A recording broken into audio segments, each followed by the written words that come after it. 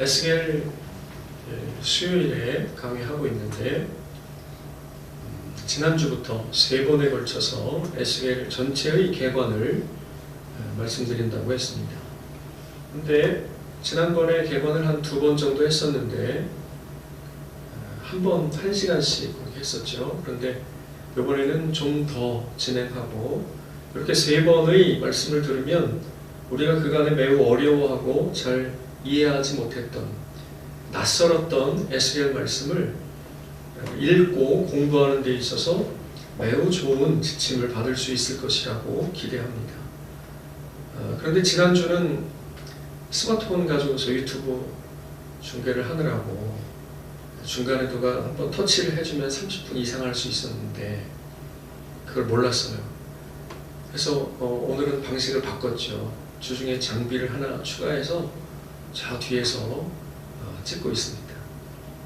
그래서 오늘은 30분 이상 할 수 있으니까 기대하시고 말씀을 잘 들으면 좋을 것 같아요. 그런데 아마 댁에서 예배하는 분들 중에 그간에 우리 교회에 참석하지 않았던 분들하고 같이 예배하는 분들도 있고 또 이 말씀을 처음 듣는 분들도 있기 때문에 지난주에 했던 말씀을 잠깐 간략하게 말씀을 드리면서 오늘 말씀으로 연결해 보도록 하겠습니다. 에스겔 말씀은 들어가면서 1장에 에스겔이 본 환상이 기록되어 있지요. 그러니까 그 환상을 보고 나서 해석하려고 많은 사람들이 시도를 해요. 그리고 뒤로 넘어가면서부터는 그나마 좀 읽을만 한데 1장에서 턱 하고 걸리니까 그 다음은 에스겔 말씀은 어렵구나 하고 읽지도 못하고 공부하는 것도 그리 쉬운 일은 아니었던 것 같아요. 그런데 에스겔을 조금 공부해 보니까 에스겔 말씀은 그렇게 어려운 말씀이 아니더라고요. 물론 우리가 하나님의 기쁘신 만큼 말씀을 이해한다고 하는 것은 쉽지가 않지요. 하나님의 기쁘신 만큼 말씀의 깊이가 있기 때문에. 그러나 아주 기초적인 내용, 즉 에스겔 본문을 통해서 우리에게 말씀하시려고 하는 것이 무엇인가 하는 기초적인 내용은 우리가 충분히 발견해낼 수 있는데, 그러나 그것이 에스겔 1장에 나오는 환상을 해석하고 이해하는 것은 아니라고 했어요. 그래서 에스겔이 본 바 사람의 얼굴을 하고 있고 사자의 얼굴, 한쪽 면은 독수리, 또 한쪽 면은 소. 그래서 여기서 의미하는 사람의 얼굴은 이런 의미고 또 사자는 이렇고 독수리는 이렇고 이야기하는 것에 에스겔 본문은 적어도 관심이 없다는 거죠. 그래서 우리가 비교해 볼 수 있는 것이 다니엘이 누부갓네살이 본 꿈에 나왔던 신상을 다니엘은 해석을 해준단 말이에요. 그러니까 그 꿈은, 그 환상은 해석이 중요한 의미를 가지고 있어요. 머리가 무엇인지, 또는 가슴, 배가 무엇인지, 다리가 의미하는 것이 무엇인지, 왜 그것은 금이고 은이고 동이고 철이고 진흙인지 하는 것이 중요한 의미를 가지고 있지요. 그러나 에스겔 1장에 나오는 환상은 에스겔 본문에서 그것에 대해서 설명하려고 들지 않아요. 거기에 있는 바퀴가 무엇이고 바퀴 안에 눈이 있는 것은 또 무엇이고 이런 것들에 대해서 관심이 없더라는 것이죠. 오히려 1장 맨 마지막에 보면 그것이 무엇이라고 설명하고 있는데, 그것이 무엇이냐면 여호와의 영광의 형상과 모양이라고 표현하고 있습니다. 우리말로 옮기다 보니까 굉장히 이해하기가 어려운데, 아주 간단하게 이야기하면 에스겔이 본 것이 무엇이냐? 여호와의 영광이라는 거예요. 그런데 여호와의 영광이라고 그렇지, 여호와의 영광이야, 이렇게 넘어가면 그냥 아무것도 아닐 수 있는데, 생각해보면 여호와의 영광을 봤다고? 그게 뭔데 도대체? 이렇게 되는 거예요. 그래서 좀 더 쉽게 이야기하면 하나님을 봤다, 이렇게 생각해도 에스겔 말씀을 읽고 이해하는 데 있어서는 전혀 지장이 없고 오히려 이해하는 데 도움을 받을 수가 있을 것 같아요. 그런 설명을 에스겔이 본 것은 여호와의 영광이다. 그런데 하나님을 본 것이다. 이렇게 생각해도 되겠습니다. 더욱 중요한 것은 그 환상을 해석하고 이해하는 것이 아니라 에스겔이 본 바 여호와의 영광이 에스겔 본문 안에서 움직이신다고 그랬어요. 여호와의 영광이 그 다음번에 에스겔에게 또 보여주시는데 그 보여주신 여호와의 영광이 에스겔이 보는 앞에서 움직이시는 거예요. 그래서 이 여호와의 영광의 모양과 형상을 해석하는 것이 중요하지 않고 그 영광이 어떻게 움직이는가 하는 것이 중요하다. 이렇게 말씀을 드렸습니다. 그래서 주요한 환상이 에스겔 본문 안에 3번 등장한다고 그랬어요. 첫 번째는 1장에서부터 3장까지 에스겔에게 처음 오셔서 환상을 보여주시면서 그에게 이제부터 말씀하시는 분이 누구이신가, 그리고 이제부터 따라오고 내가 알아야 하는 것이 무엇인가를 부르시고 그에게 말씀하셔서 보내시는 장면이죠. 그런데 어디에 나타나셨냐면 그발강가, 바벨론 그발강가. 그런 다음에 3장으로 가면 일주일이 지나죠. 일주일 지나서 하나님께서 다시 에스겔에게 오시는데 에스겔을 데리고 어디로 가시냐면 들로 나간다 그랬죠. 들로 나가서 여호와의 영광을 보여주시는데 일주일 만인데 그 여호와의 영광이 일주일 전 그발강가에서 보던 바로 그 하나님의 영광이었다. 여기까지 3장이에요.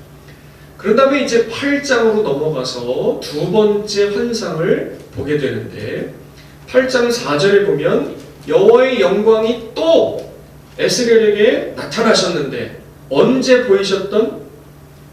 그 들에서 보이셨던, 그죠? 그 들에서는 언제 봤던 거라 그랬냐면 그발강가에서 내게 처음 나타내셨던 여호와의 영광이, 그러니까 그 하나님의 영광이 8장에서부터 11장까지 다시 에스겔에게 오셔서 말씀하시는 거죠.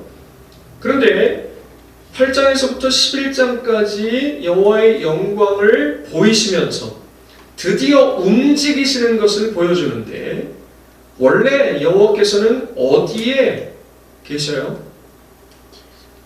어디에 계시냐면 원래는 하늘에 계시죠. 원래. 그런데 하늘에 계신 그 하나님께서 이스라엘 백성들을 구원해 내신 이후에 그들과 함께 그들 중에 거하시겠다고 약속하시면서 성막을 건설하게 하시고 가나안 땅에 들어가서는 성전이 건설되죠.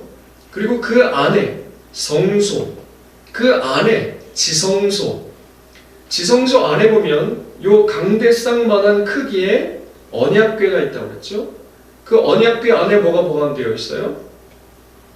십계명, 돌판, 아론의 쌍난 지팡이, 그리고 만나 항아리가 담겨져 있죠. 위에 뚜껑을 덮었는데 그 뚜껑에 이름이 있죠. 뭐냐면 속죄소. 한번 따라하겠습니다. 속죄소. 혹은 시은좌. 네, 따라해보세요. 시은좌. 시은좌가 뭐냐면 시행한다는 거예요. 시혜를 베푸는 거예요. 은혜를. 좌는 의자죠. 그러니까 하나님께서 앉아서 다스리시면서 은혜를 베푸시는 것, 그 의미가 바로 그 뚜껑, 속죄소의 의미예요. 근데 그 속죄소 위에는 구름, 날개 둘 가진 천사를 조각해놨죠.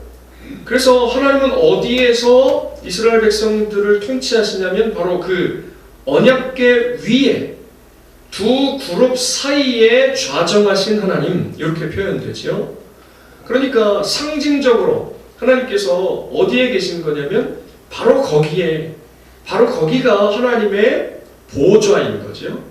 그런데 에스겔이 보는데 그걸 보는 거예요. 하나님의 영광이, 1장에서 봤던 그 하나님의 영광이 지성소 안 두 그룹 사이에 앉아 계시는데, 그런데 갑자기 그 하나님의 영광이 떠오르시는 거죠, 위로.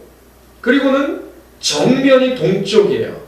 문지방으로 가시는 거예요, 문으로. 그랬더니 문 밖에 누가 와서 기다리고 있냐면 대통령 전용기 혹은 대통령 전용 차 그룹들이라고 표현된 것이 기다리고 있는 거예요. 그래서 하나님께서 거기에 옮겨 타시고 그랬더니 그 그룹들이 어디로 가요? 동쪽 문으로, 그 다음에는 동쪽 산으로. 그래서 이 지성소에 앉아서 이스라엘을 다스리시는 하나님께서 문지방으로, 동문으로, 동쪽 산으로 점점 어떻게 가시는 거예요? 멀리 떨어져 가시는 거예요. 이동을 하는데 어디로 가시냐면 떠나가시는 거예요. 그걸 에스겔이 본 거죠. 그 떠나가시는 장면 중에 오늘 본문이 있는 거예요. 오늘 본문 읽은 그 다음에 22절이 바로 동쪽 산으로 22절, 23절이 여호와의 영광이 떠나가시는 장면이 나오는 거죠. 자, 이게 두 번째 환상의 의미입니다. 첫 번째 환상은 이제부터 볼 여호와의 영광에 대해서 알려주는 것이고, 두 번째 환상은 여호와의 영광이 예루살렘 성전 안에 지성소에서 떠나가시는 장면을 보게 되는 거예요. 떠나가신 하나님의 영광이 그러면 어디로 가시느냐 하는 게 이제 오늘 말씀의 내용이에요. 다음 주는 떠나가셨던 그 하나님의 영광이 돌아오셔요. 돌아오시는데 그게 과연 무슨 의미냐 하는 것에 대해서 말씀을 나눌 것입니다. 예루살렘 성전을 버리고 하나님께서 떠나시는 거예요. 여러분, 떠나가시면 하나님 어디로 가실까요? 원래 아까 하나님 어디 계신다고 했어요? 하늘에 계신다고 했죠. 그럼 하나님께서 예루살렘 성전을 버리시고 떠나셔서 하늘로 가시면 이 세상은 끝나는 거예요. 이 세상은. 그런데 하늘로 가시질 않아요. 어디로 가시느냐? 이제부터 그 이야기를 하려고 하는 것입니다. 그런데 먼저 지금 이 일은 에스겔이 환상으로 보는 것이지 실제 현실에서는 아직 일어나지 않았어요. 지금 실제 현실은 뭐냐면 먼저 에스겔을 비롯한 다니엘 이런 사람들과 함께 포로로 바벨론 땅으로 끌려간 사람들이 있는 거예요. 그리고 에스겔이 지금 그 포로로 끌려온 사람들에게 말씀을 선포하고 있는 거죠. 그리고 여전히 예루살렘 땅에, 이스라엘 땅에, 가나안 땅에 남아있는 사람들이 있는 거예요. 그리고 지금 그런 가운데에 에스겔에게 이런 환상을 보게 하신 거죠. 그러니까 그 땅에 남아있는 이스라엘 백성들이 포로로 먼저 끌려간 자들을 향해서 이렇게 이야기합니다. 너희들은 포로로 끌려갔으니까 하나님은 어디에 계신다고 그들은 믿고 있냐면 예루살렘 성전 안에 여전히 계신다고 믿고 있는 거예요. 그런데 그들은 포로로 끌려갔으니까 하나님 여기 계신데 하나님께로부터 멀어진 거죠. 그리고 이 땅에는 누가 있냐면 남아있는 사람들이 있는 거예요. 소위 말하는 남은 자죠. 그러니까 이 땅, 가나안 땅은 이제 너희하고는 상관없고 누구의 기업인 거예요?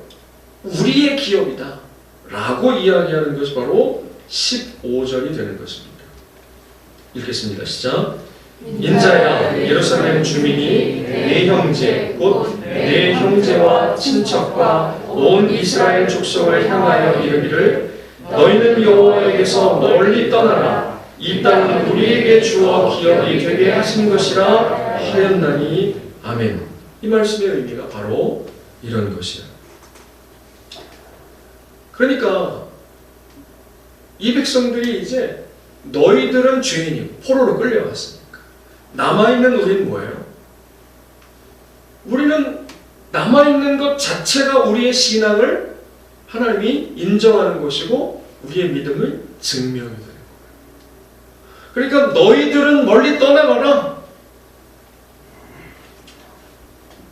오늘 흡사 이렇게 이해를 들을 수가 있습니다. 코로나인데 뭐가 무섭다고 집에서 예배합니까? 당신들은 그 하나님에게서 멀리 떨어졌으니까 이제는 기업을 생각하지도 마시고 은혜를 받을, 복을 받을 생각도 하지 마십시오.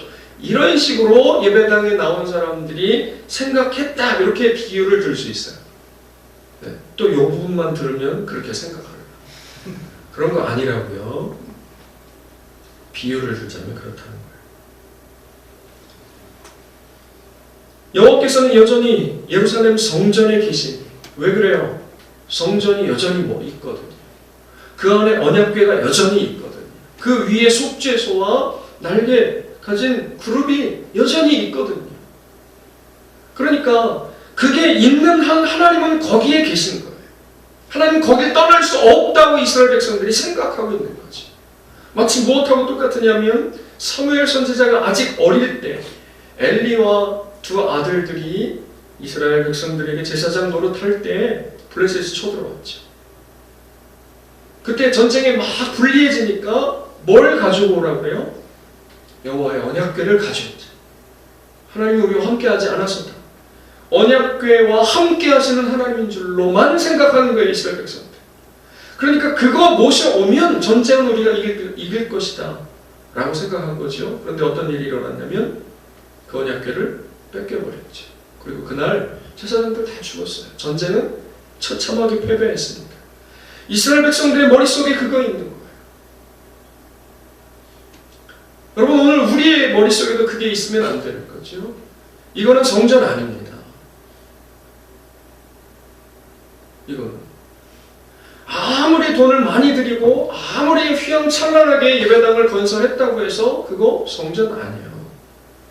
오늘 말씀에 나오겠지만 오늘 이 에스겔 3번에 걸친 말씀의 주제가 뭐냐면 성전이에요. 여러분, 여기는 예배당입니다. 교회당입니다. 교회당이 뭐예요? 교회를 담은 그릇이에요. 누가 교회예요? 여러분이 교회고 우리가 교회인 거예요. 집에서 예배하고 있는 사람들이 바로 교회인 것입니다. 여러분, 믿으시기를 주님의 이름으로 축원드립니다. 여전히 건물 붙들고 있으면 안 된다는 거예요. 여러분, 다른 종교를 섬기는 사람들처럼 부작처럼 성경책 붙들고 있으면 안 된다는 거예요. 이건 책입니다. 이 안에 있는 말씀을 읽고 공부하고 연구하고 암송하고 묵상하는 걸, 그럴 때 성령께서 역사하시고 깨닫는 가운데 은혜를 베푸시는 거지, 여러분 이거 들고 다닌다 그래서 마귀가 떠나가는 게 아니에요. 이스라엘 백성들은 뭘 생각하고 있었냐면 여전히 성전이 있었기 때문에 그 안에 지성소가 있고 그 안에 언약궤가 있고 그 위에 하나님의 보좌인 속죄소가 여전히 그들 가운데 있었기 때문에 떠나간 사람들이 죄를 범하고 떠나갔고, 그러니 너희들은 더 이상 이 땅에 대해서 기업이 없고 이 땅은 남은 자인 우리의 것이다, 이렇게 생각했던 것이죠. 그런데 그것은 그들만의 생각은 아니었던 것 같아요. 에스겔이 지금 말씀을 전하고 있는 포로로 끌려온 사람들도 그렇게 생각하고 있었던 것 같아요. 그러니까 그들이 죄를 쉽게 인정하지 못했습니다. 그리고 예루살렘 성이 망할 것이라고 하는 사실을 받아들이기가 어려운 거예요. 그러니까 지난번에 우리 수요일에 계속 에스겔 말씀 살펴볼 때 이들이 매달리는 것은 바른 하나님의 말씀을 선포하는 에스겔에게 가지 않죠. 왜요? 가면 두렵거든요. 에스겔이 맨날 하는 얘기라고 하는 것이 예루살렘 성 멸망한다는 거거든요.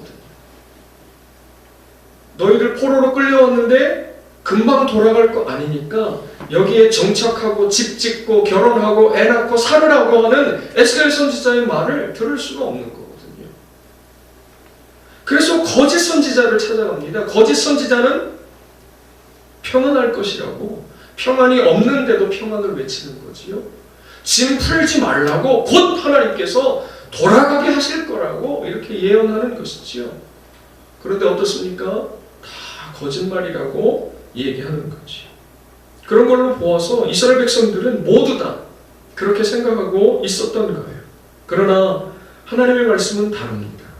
읽겠습니다. 시작. 그런즉 너는 말하기를 주 여호와의 말씀에 내가 비록 그들을 멀리 이방인 가운데로 쫓아내어 여러 나라에 흩었으나 그들이 도달한 나라들에서 내가 잠깐 그들에게 성소가 되리라 하셨다 하고 아멘. 쫓아내셨어요. 그리고 환상 가운데 에스겔이 하나님의 영광이 예루살렘 성을 떠나는 것을 봅니다. 떠나신 하나님께서 어디로 가시느냐? 하늘로 가시는 게 아니에요. 예루살렘 성에 그대로 머물러 계시는 게 아닙니다. 쫓아내는 그 백성들 가운데로 가시는 거예요. 그러니까 말하자면 바벨론 땅으로 오시는 거예요. 하나님께서 포로된 그 백성들 가운데 오셔서 친히 당신께서 그들에게 성전이 되시겠다고 하는 말씀으로 읽어도 틀리지 않습니다. 되시겠다고 하는 거예요. 여러분이 얼마나 놀라운 말씀입니까? 이 포로로 끌려온 사람들에겐 아무런 소망이 없는 거예요. 뭐 얘기할 게 없어요. 변명할 거리가 없습니다. 포로로 끌려왔기 때문이에요. 그런데 선지자를 통해서 말씀하시는 바는 무엇이냐면 하나님께서 그 예루살렘 성전을 버리시고 떠나셔서 너희들 가운데 오셔서 친히 성소가 되시겠다고 말씀하는 것이죠. 여러분, 그렇게 하나님께서 성전을 떠나가시면 어떤 일이 일어나냐면 너희들은 이제 이 예루살렘의 가나안 땅에 기업이 없다고 남은 자라고 여겼던 그 예루살렘과 이스라엘 땅은 어떻게 되는 거예요? 하나님 떠나시니까 여기는 파멸이 되는 거예요. 여기는 멸망이 되는 것입니다. 그리고 하나님은 포로로 내쫓은 그 백성들에게로 가시는 거예요. 그리고 그들과 함께 거하시는 거죠. 범죄한 예루살렘을 버리고 남의 땅에 쫓겨간 백성들에게 가셔서 친히 그들에게 성소가 되겠다고 말씀하고 있는 것입니다. 그와 동시에 하나님의 영광이 떠나고 나면 예루살렘은 철저한 하나님의 심판이 임하게 되는 것이 앞뒤에, 오늘 본문 읽은 앞뒤에 기록이 되어 있어요. 아주 처참한 파멸입니다. 그래서 보이는 건물로서의 성전이 아니라 보이지 않지만 쫓겨간 백성들 가운데 그들과 함께 거하시는 하나님을 보게 되는 것이죠. 여러분, 이것을 제가 표로 그려봤는데 앞에 보면 좀 더 이해하기가 쉬울 것 같아요. 예루살렘이 여기 있는 거예요. 이 안에 성전이 있는 거고 이 안에 하나님께서 함께 계시는 거죠. 그런데 이 백성들에게 원하셨던 삶을 한마디로 얘기하면 하나님의 말씀을 따라 행하는 삶, 율법을 따라 행하는 삶이라고 할 수가 있죠. 이들을 애굽 땅에서 건지셨어요. 하나님의 전적인 은혜죠. 광야를 지나게 하셨어요. 그리고 가나안 땅에 들여보내주셨습니다. 가나안 땅에 들어가게 하셔서는 그들이 아무것 한 거 없는데 땅을 다 가족별로 지파별로 나눠주셨어요. 그리고 말씀하시는 것이 무엇이냐면 율법을 따라 살아야 됩니다. 그러면 하나님은 그 백성이 하나님이 되시는 거고 그 백성은 하나님의 백성이 되는 거고 그 땅은 영구한 그들의 기업이 되는 것이에요. 그런데 우리가 아는 것처럼 이 백성들은 하나님 말씀을 따라 살지 않았어요. 계속 하나님으로부터 멀어져 갑니다. 하나님은 선지자들을 보내시되 끊임없이 보내셔서 돌아오라고 말씀하시죠. 결국엔 돌아오지 않아요. 그런데 이 땅은 약속의 땅이고 그들의 본향, 조상들에게 주셨던 땅이에요. 그리고 쫓겨난다면 다시 돌아가야만 하는 땅이 되는 것이죠. 그런데 범죄한 이스라엘을 하나님께서는 쫓아내시는 거예요. 쫓아내셔서 어디로 가게 하시냐면 바벨론이고 바벨론을 비롯한 이 주변 나라들이라고 생각하면 되겠습니다. 여기저기로 흩어져 버리는 거예요. 그렇게 흩어진 이스라엘을 뭐라고 얘기하냐면 디아스포라 이렇게 얘기하죠. 근데 이때만 그렇게 흩어진 것이 아니고 역사 가운데 유대인들이 얼마나 많이 흩어지게 되었는가 하는 것을 우리가 잘 알고 있습니다. 거의 대부분 하나님의 진노를 샀고 심판에 의한 것이에요. 이 바벨론 땅은 그들의 땅이 아닙니다. 쫓겨간 땅이고 남의 땅이에요. 낯선 땅입니다. 그런데 지금 이 예루살렘에 남아있는 백성들이 뭐라고 얘기하느냐면 포로로 끌려간 자들에게 너희는 하나님에게서 멀리 떠나라. 그 땅에 가서 그 땅의 신을 섬기면서 이 땅은 돌아올 생각도 하지만 이 땅은 남은 자들의 것, 바로 우리의 것. 하나님은 우리와 함께 계시오. 이렇게 얘기하는 거죠. 그런데 하나님께서 에스겔을 통해서 말씀하시는 바는 환상 가운데 이 예루살렘을 버리시고 떠나가시는 거예요. 떠나실 때 어디로 가시느냐? 흩어진 그 백성들에게로 가시는 거죠. 그들에게 가셔서 친히 그들의 성소가 되신다고 말씀하고 있는 거예요. 가시면 어떤 일이 일어나냐? 예루살렘 성은 심판이 일어나는 거예요. 그 땅의 모든 백성들을 다 진멸하시겠다고 말씀하고 있죠. 그렇게 심판이 일어나고 하나님의 시간이 차면 그 하나님의 시간은 예레미야 선지자를 통해 예언한 바대로 70년이죠. 70년이 차면 하나님께서 다시 회복시키시겠다고 하는 것이 이 약속이 있는 거예요. 그러면 다시 돌아갑니다. 어디로 돌아가냐면 예루살렘으로 돌아가는 것이죠. 여러분 이에 대해서 그 다음 이렇게 말씀하고 있습니다.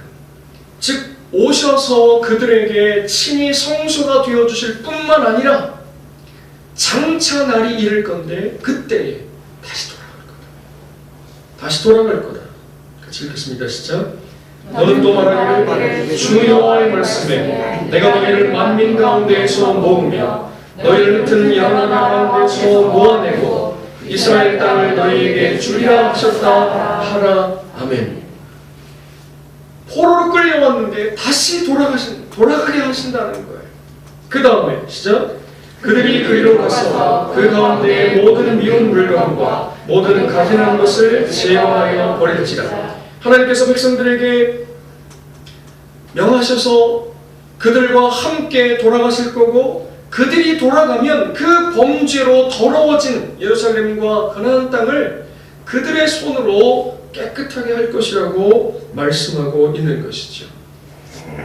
여러분 그들이 돌아가서 깨끗하게 할 뿐만 아니라 그 다음에는 하나님께서 그들에게 새 마음과 새 영을 주신다고 말씀하고 있습니다. 시작. 내가 그들에게 한 마음을 주고 그 속에 새 영을 주며 그 몸에서 돌 같은 마음을 제거하고 살처럼 부드러운 마음을 주어. 이렇게 하시는 이유가 뭐냐면 그동안은 하나님의 말씀을 따르지 않는 백성들이었어요. 하나님의 율법을 따라 행하지 않는 패역한 족속이었습니다. 그런데 하나님께서 다시 회복하시는 이 백성들에게는 새로운 마음과 새 영을 주셔서 그들로 하여금 하나님의 명령을 따라 사는 삶을 살게 되는 이런 놀라운 일들을 행하시겠다고 말씀하고 있는 것이죠. 시작. 내 율례를 따르며 내 규례를 지켜 행하게 하리니 그들은 내 백성이 되고 나는 그들의 하나님이 되리라. 아멘. 내 백성 그들의 하나님, 이것이 바로 하나님께서 기대하시고 꿈꾸셨던 말.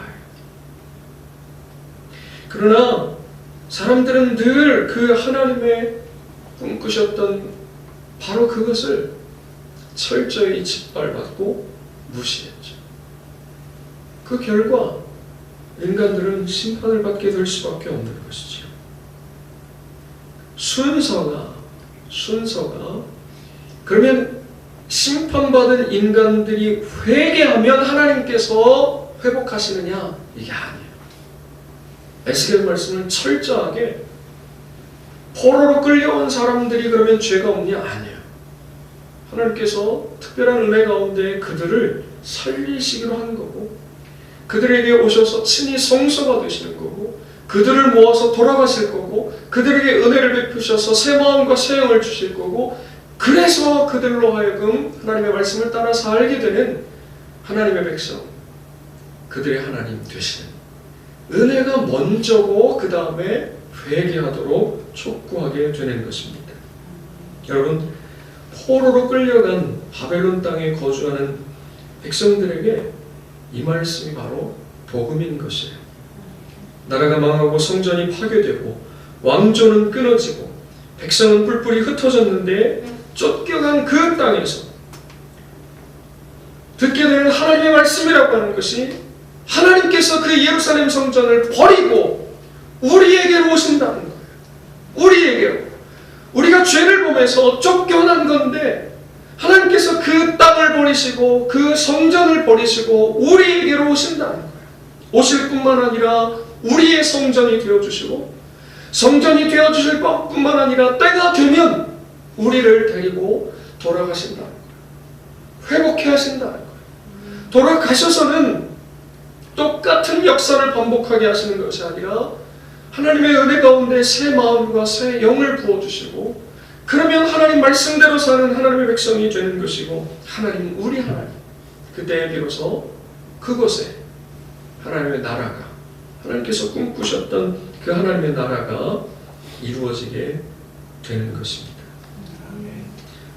여러분 오늘 우리에게는 아마 뉴스에 이제 코로나19가 끝이 났습니다. 일상생활로 돌아가셔도 됩니다. 라고 하는 뉴스가 나오면 그게 복음일 거예요. 그죠? 그 복음일 겁니다. 그런데 포로로 수천 킬로미터 떨어진 끌려간 땅, 남의 땅, 낯선 땅에서 이런 선지자의 말을 듣는다면 그것보다 더 확실한 복음이 무엇이겠습니까? 여러분 이제 이 말씀을 들은 백성들이 어떻게 하면 될까요? 이 백성들이 이제 어떻게 하면 되겠습니까? 하나님께서 그런 말씀을 해주셨어요. 선지자를 통해서. 다 끝났는 줄 알았는데 아니면 곧 돌아갈 줄 알았는데 일반적인 반응은 이래야 되는 거죠. 참으로 황송한 말씀입니다. 왜냐하면 우린 죄인이기 때문에. 그런데 이 백성들은 참 놀라운 것이 그들의 죄를 인정할 수가 없어요. 왜냐하면 선지자가 늘 하는 일이라고 하는 것이 이렇게 예배하고 있는데 예배당에 와가지고 회개하라고 그러는 거예요. 목사님이 있고 장로님도 계시고 성도들도 있고 멋지게 예배당도 지어놓고 사람들도 수십 명, 수백 명, 수천 명이 모여서 예배하고 헌금도 많이 나오고 그러는데 예배 마치고 나가려고 그러면 저 문 밖에서 이상한 옷을 입고 이상한 소리를 하는 사람이 삿대질을 하면서 회개하라고 그렇게 하는 거죠. 그러니 영문을 모르는 거죠. 우리가 날마다 이렇게 모여서 예배했는데 우리가 어디 떠나간 적이 없는데 우리가 무슨 바알을 섬기는 것도 아니고 우리가 무슨 부처 앞에 가서 절하는 것도 아니고 누군가처럼 예수님 상이나 마리아 상을 만들어 놓고 그 앞에 가서 기도하는 것도 아니고 날마다 이렇게 나와서 예배하고 하나님 앞에 헌금하고 봉사하고 충성을 다하는데 우리가 도대체 어디에 갔다고 맨날 돌아오라고 그러는 거냐고. 그런데 하나님께서는 선지자들을 보내셔서 끊임없이 돌아오라고 하시죠. 우리가 얼마 전에 끝난 누가복음 강의에서 예수님께서 누구를 향해서 회개하라고 말씀하셔요?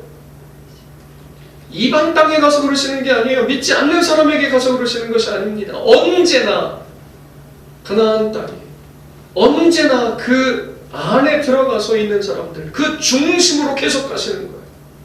그 중심으로 바리새인들과 제사장들과 서기관들과 그 종교 지도자들에게 오늘날로 말하자면 신학자들과 목사님들과 장로님들과 그 위에 있는 사람들에게 예수님께서는 매일 화 있을진저를 선포하시는 거예요. 그러니 이 백성들도 우리가 그래 우리 거짓말 좀 했어. 그래 가끔 주께서 말씀하시는 대로 그래, 기도 좀 못했어. 말씀도 좀 못 읽었다 그래. 그런데 그 죄 때문에 우리가 이렇게 그래서 이 백성들은 곧 돌아갈 줄로 알았다. 그 땅에 남아있던 사람들은 우리가 여기 남아있는 게 증거야. 우리 신앙의 증거라고. 우리가 하는 얘기하고 똑같죠. 오늘 우리의 11조가 우리 신앙의 증거야. 우리 아들이 이번에 대학에 어떻게 들어갔다고. 우리가 이만큼 우리 집 평수가 우리의 신앙을 증거해. 우리가 타고 다니는 차, 이것이 우리의 믿음을 증거하는 거 아니겠냐고. 대놓고 그렇게 얘기하는 사람은 별로 없죠. 근데 암묵적으로 다 그 통용되는 사실이죠. 반대편에 뭐가 있어요? 자식이 대학 떨어지고 이렇게 코로나 안 걸리는데 거봐, 코로나 걸리는 건 다 신천지야. 교회 안에서 코로나를, 당신 혹시 이런다거나 그 생각 좀 해봐요, 기도 좀 해봐요. 그래도 하나님께서 뭔가 죄를 지적하시는 거겠지, 이따위 얘기를 한다거나. 왜 그런 거예요? 다 이런 맥락 속에 생각하고 있기 때문에 그런 거지.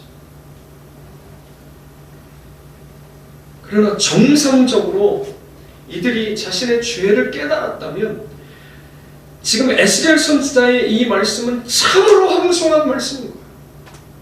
우리 죄인인데 하나님, 우리는 마땅히 죽임을 받아야 하고 마땅히 쫓겨나야 하고 마땅히 멸망당해야 할 죄인들인데 우리에게로 오신다고요. 오실 뿐만 아니라 우리의 성소가 되어주신다고요. 성소가 되어주실 뿐만 아니라 우리를 데리고 다시 그 땅으로 돌아가게 하신다고요. 그 땅에 돌아가서는 우리에게 새로운 마음과 새 영을 주셔서 하나님의 백성, 하나님은 우리의 하나님 되어주신다고요. 이런 놀라운 일이 어찌 가능합니까? 어떻게 그럴 수 있습니까? 뭐예요? 하나님의 은혜입니다.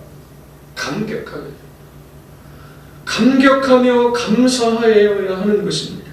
그리고는 지금까지의 모든 죄를 회개합니다. 여러분, 그런 후에 그 날을 기다리는 거죠.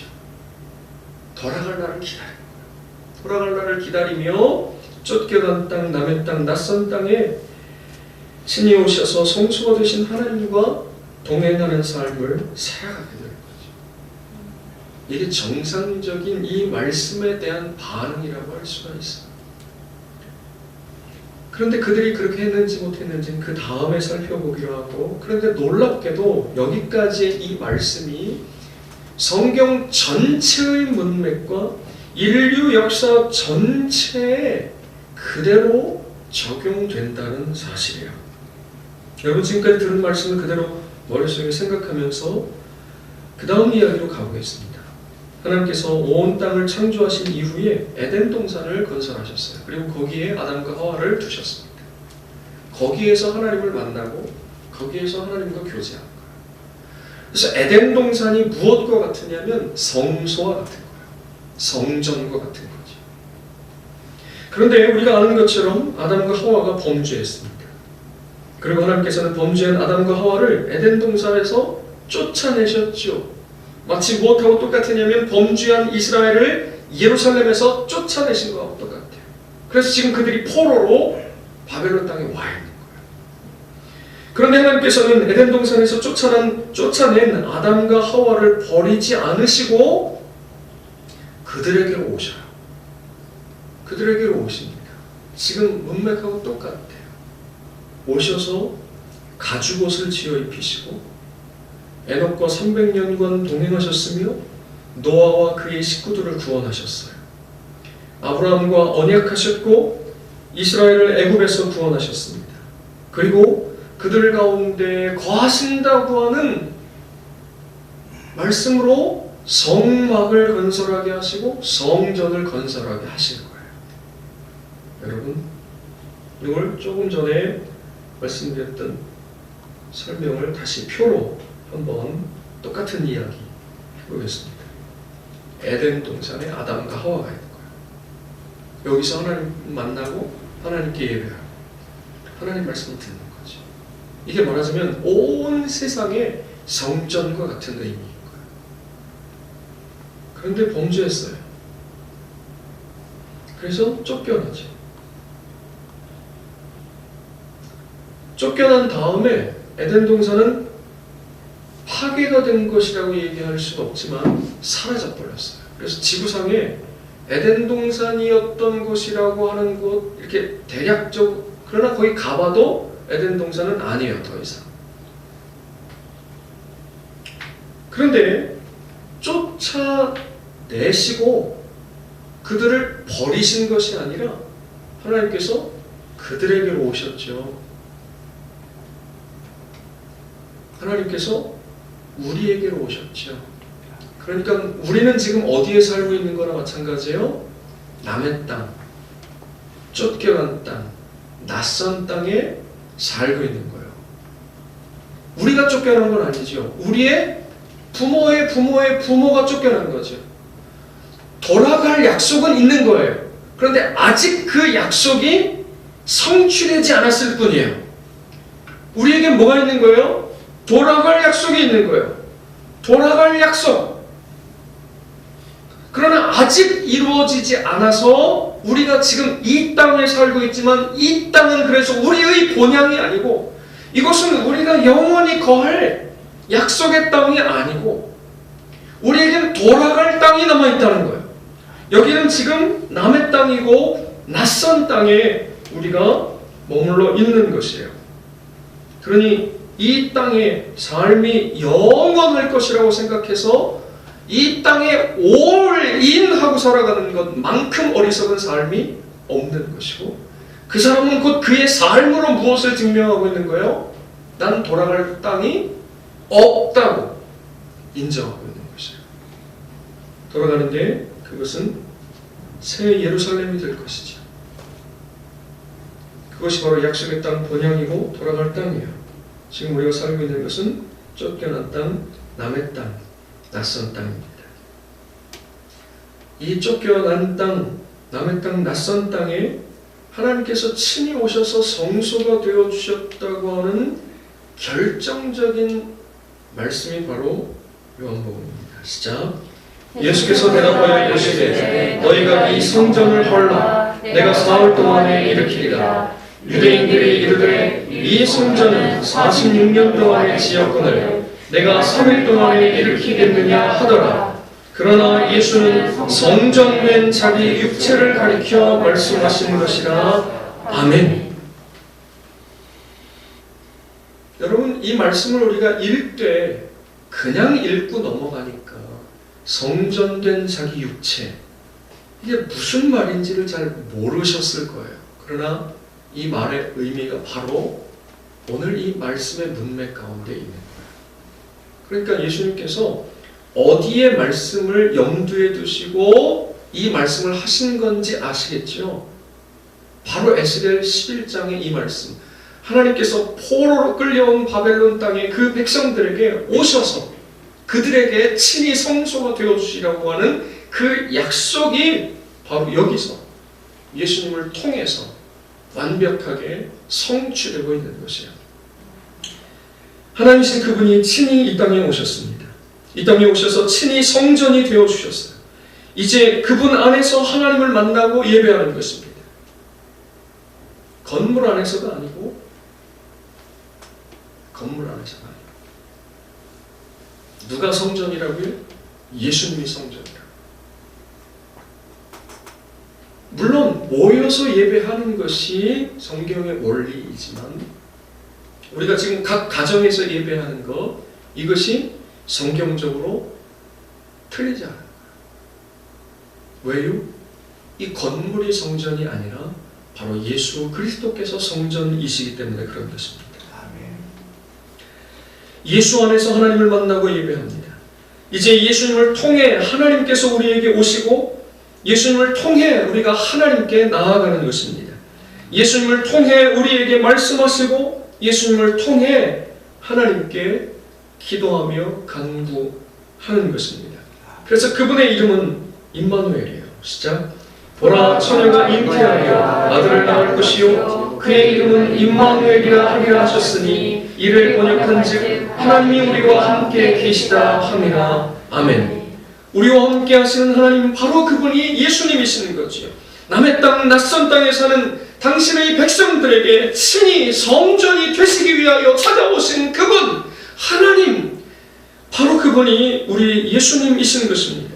그 십자가에 못 박혀 죽으시고 부활하신 예수님이 우리에게 오셔서 친히 성소, 친히 성전이 되어주시는 하나님이신 것을 믿으시기를 주님의 이름으로 축원드립니다. 예수님께서 부활 승천하신 이후에 성령을 교회에 보내주셨습니다. 이제 예수님의 이름으로 내려오신 성령께서 친히 교회를 성전 삼고 그들 가운데 그들과 함께 우리 가운데 우리와 함께 거하시는 줄 믿습니다. 시작. 너희는 너희가 하나님의 성전인 것과 하나님의 성령이 너희 안에 계시는 것을 알지 못하느냐. 아멘. 바로 우리 각 사람 한 사람이 그 사람들이 모여있는 우리 공동체가 바로 하나님이 거하시는, 하나님이 오셔서 친히 성전이 되어주신 하나님의 성령의 전인 것을 믿어야 할 것입니다. 우리가 살고 있는 이 땅은 조금 전에 말씀드린 대로 우리의 본향이 아니에요. 우리는 우리의 죄 때문에 쫓겨난 자들이고 쫓겨난 자들의 후손들입니다. 제가 성경의 파노라마를 다시 설교를 올리는 게 아니라 정리해서 우리 카페에 올려놓고 있는데, 마침 엊그제 올린 그 아담의 이야기가 바로 이 부분에 이해를 돕는 말씀이라고 할 수 있습니다. 그래서 가서 다시 한번 읽어보시면 좋을 것 같아요. 우리가 어떻게 그의 후손들인가 하는 것이 증명되냐면 오늘 우리의 삶을 보면 나오는 거죠. 선악과는 그런 게 아니라고 그랬어요. 오늘 우리의 삶에서 하나님의 명령과 하나님의 말씀을 따라 사느냐 마느냐 하는 것이 바로 우리에게 주어진 선악의 열매라고 말씀드렸습니다. 그걸 내가 따먹으면, 말씀대로 행하지 않으면 아담의 자손인 것이 너무 여실하게 증명이 되는 거죠. 그러나 따먹지 않고 주의 말씀대로 행했다 그러면 예수 그리스도로 믿음 가운데 이르게 되는 것을 또한 증명하게 되는 것인 줄 믿습니다. 여러분, 우리는 죄 때문에 쫓겨난 자들이고 쫓겨난 자들의 후손들일 뿐입니다. 그러나 우리에게는 하나님께서 약속하신 땅 돌아갈 곳이 있습니다. 주께서 마침내 모두 모아서 그 땅으로 인도하실 것입니다. 이 황송한 말씀에 포로였던 이스라엘 백성들과 마찬가지로 오늘 우리의 모습은 어때야 됩니까? 무슨 맨날 목사님 우리가 죄가 있다고 그래. 목사님 그런 얘기하면 성도들 싫어해요. 싫어하면 뭐 안 나오면 되잖아요. 그죠? 그래서 안 나오나 보네. 댁에 계신 분들을 얘기하는 게 아닙니다. 혹시 오해하지 마시고.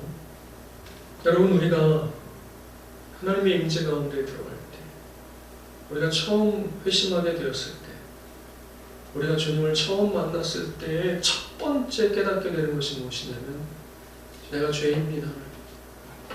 내가 정말 죄인입니다. 나 때문에 주님이 돌아가신 것이고 나는 멸망당하여야 할 자이군요 하고 통곡하게 되는 것 아닙니까? 그런 자에게 복음이 선포가 되는 거예요. 그런데 하나님께서 너에게 바로 오셨다. 친히 성소가 되어주시기 위해서 오신 예수님, 그분이 마침내 우리를 다 모아서 영원한 약속의 땅으로 돌아가게 될 것이다. 이 복음이에요. 그 황송한 말씀을 듣고 감격하는 것입니다. 감사하며 살아가는 것이죠. 여러분, 그런데 오늘 우리는 어떻습니까?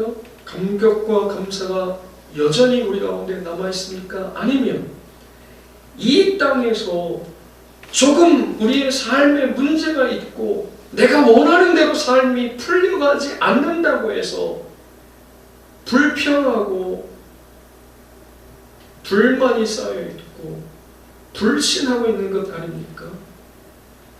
적어도 예수 믿는 사람들이라면 마스크 한 사람당 한두 개만 있으면 되는 거예요. 사재기 같은 거 하면 안 됩니다. 마트에 가서 라면 같은 거 그냥 먹을 거 적당히, 전쟁 난 거 아니니까. 전쟁 났어도 전쟁에 우리의 삶이 달려있는 것이 아니에요. 코로나에 우리의 삶과 죽음이 달려있는 것이 아닙니다. 우리의 생과 사는 누구의 손에 달려있습니까? 하나님 손에 달려있어요. 그렇다고 아무 데서나 가서 마스크 벗고 막 기침해야 되고 그러는 얘기가 아니고 철저히 자기 위생하고 조심하고 관리해야 되지요. 무시하고 함께 다 모여서 예배하고 막 그렇게 하면 안 되겠지요. 그러니까 이렇게 하는 거예요. 그럼에도 불구하고 우리의 살고 죽는 문제는 하나님의 손에 달려있고 코로나에게 달려있지 않습니다.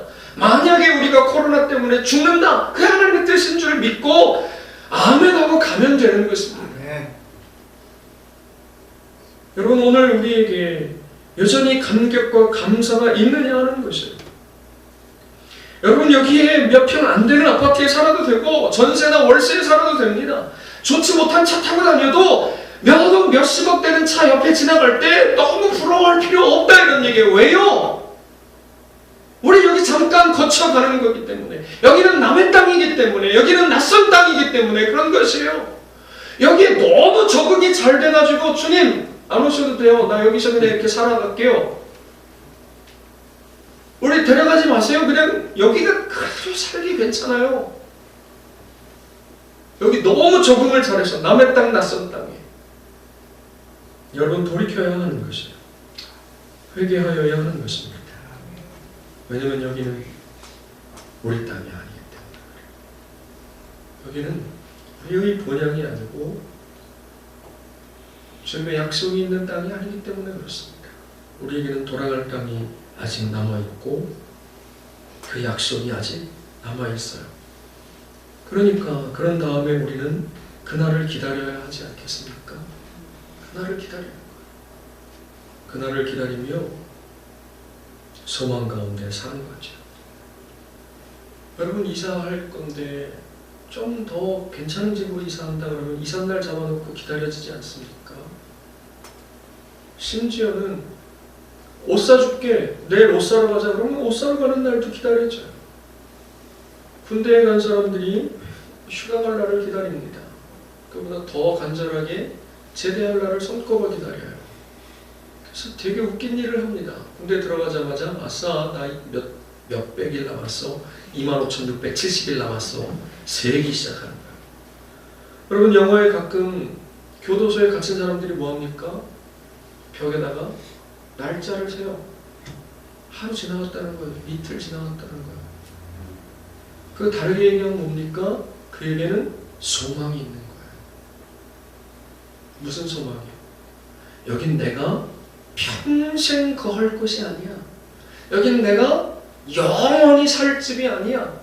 우리 집이 있고 우리 아빠가 기다리고 있고 우리 엄마가 밥을 맛있게 해줄 나의 본향집, 나의 고향집, 돌아갈 그곳이 있어 하고 오늘 힘든 훈련도, 오늘 어려운 일들도 감당하며 인내하며 참고 지나갈 수 있는 거예요. 왜요?